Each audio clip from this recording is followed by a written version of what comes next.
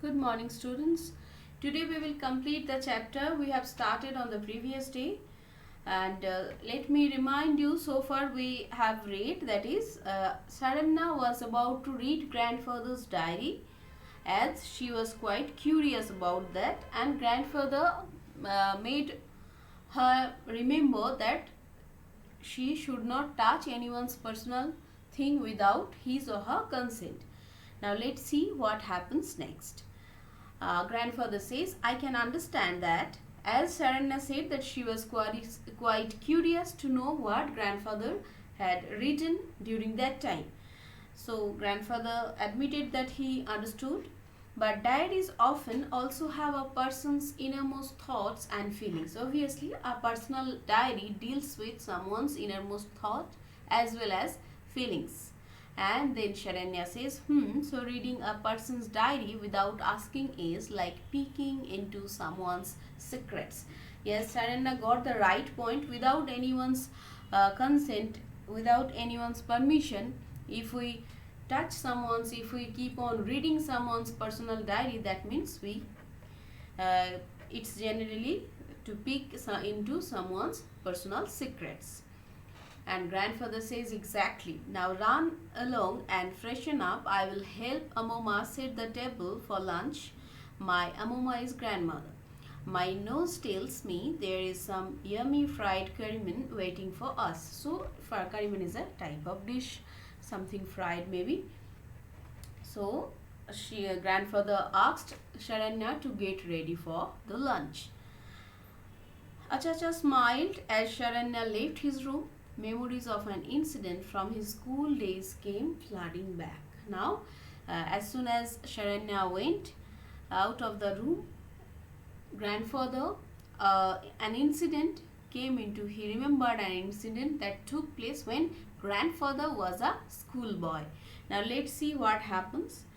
Now, one day after the last class of the day, one boy is saying, Ajayan, give it back to me. You had no right to take my diary out of my bag.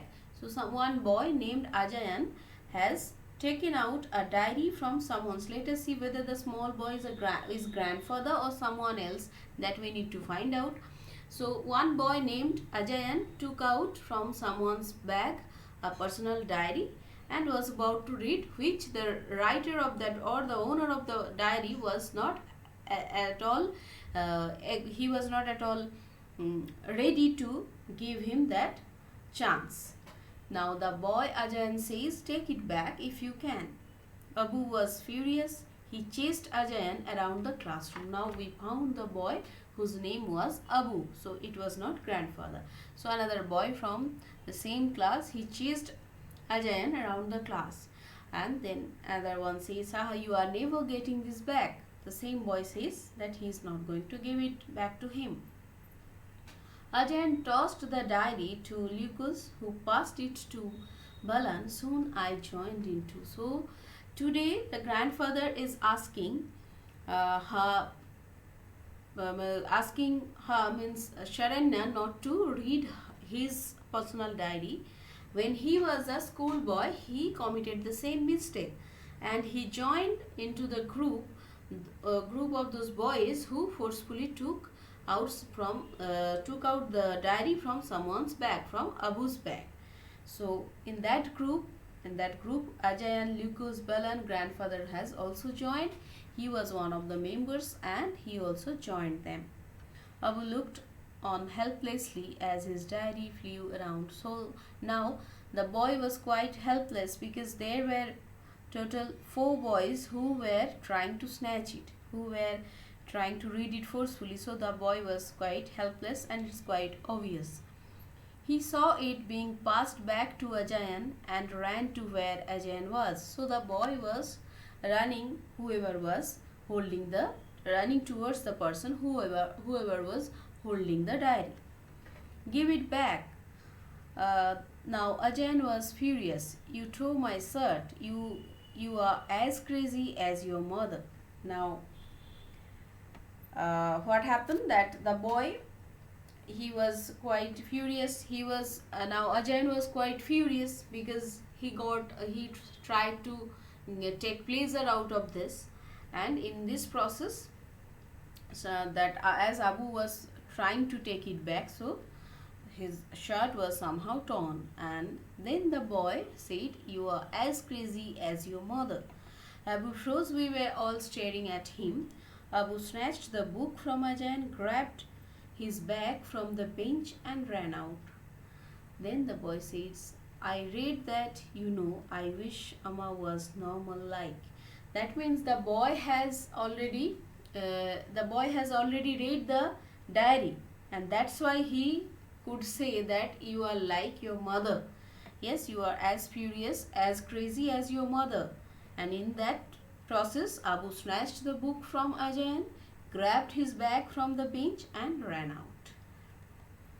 Now let's see what happens next. For the next few days, Abu was irregular to school. On the days he came, he arrived late. So as the boy's secret was not secret anymore, because the boy Ajahn, who has already read, and he had made the fact public also, because in front of all he said everything. So the boy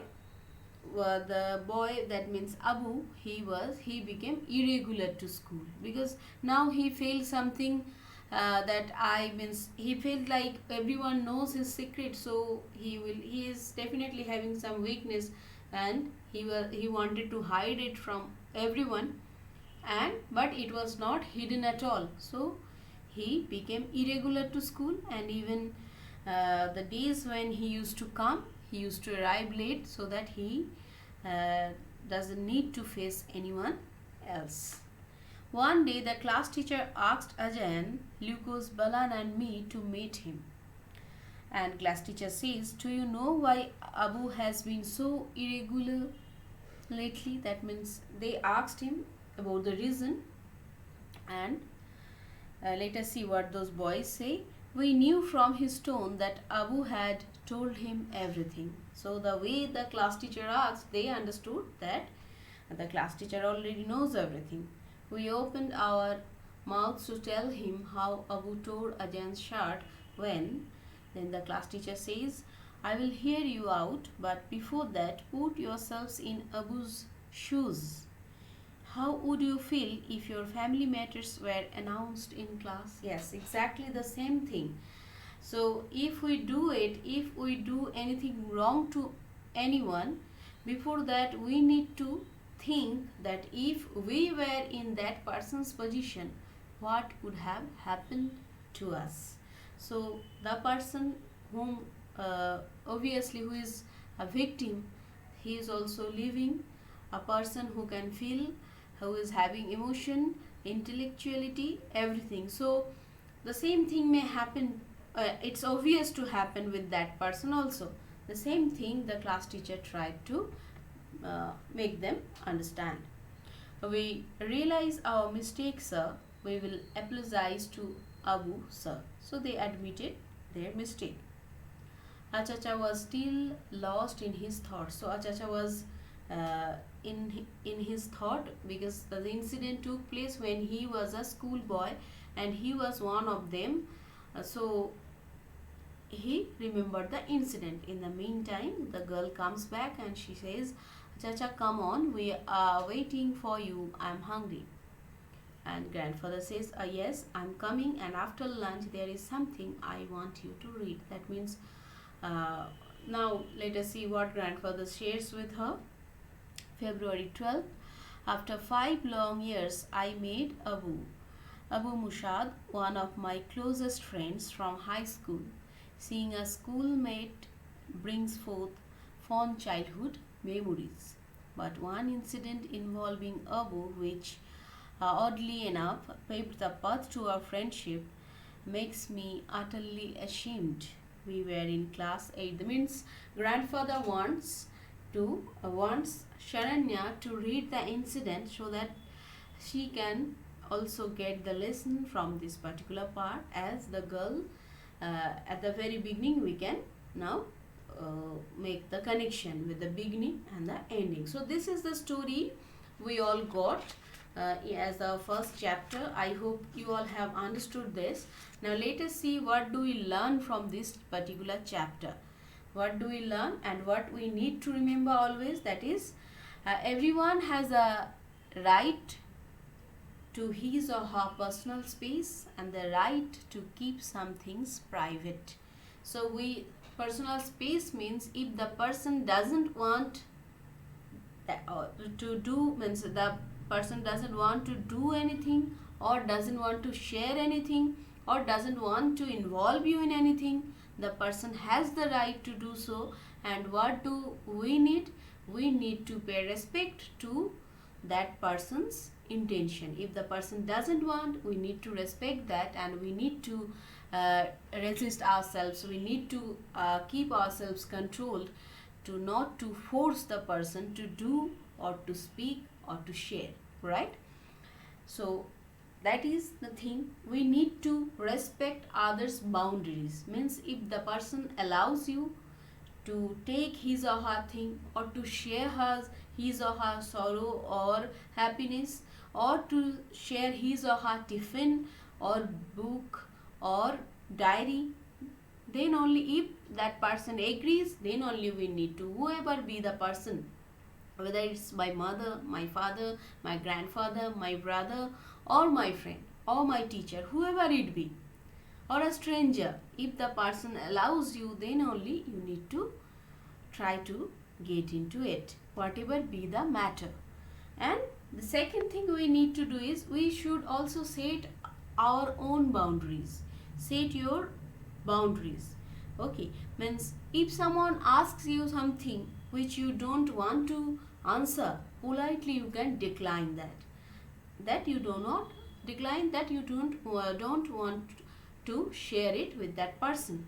Okay, and it's nothing like that if someone asks, so you have to say. So you should also have your own boundaries. So if you can respect your own boundaries, then only you can respect others' boundaries.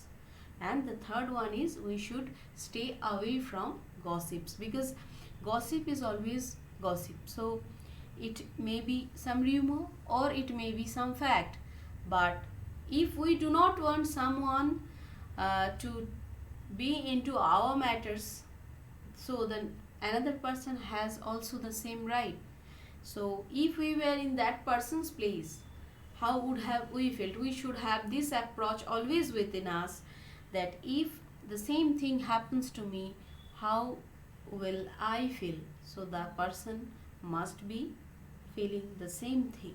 So it's better to stay away from such negative activity. So these are the lessons we get from this particular chapter. So I hope you all have understood that. Now I want all of you to do the worksheet. Again, the worksheet will be entirely on you, the way you feel. It's absolutely depends on your own point of view. Take very good care of yourself. Keep on doing your work. Thank you. Have a good day.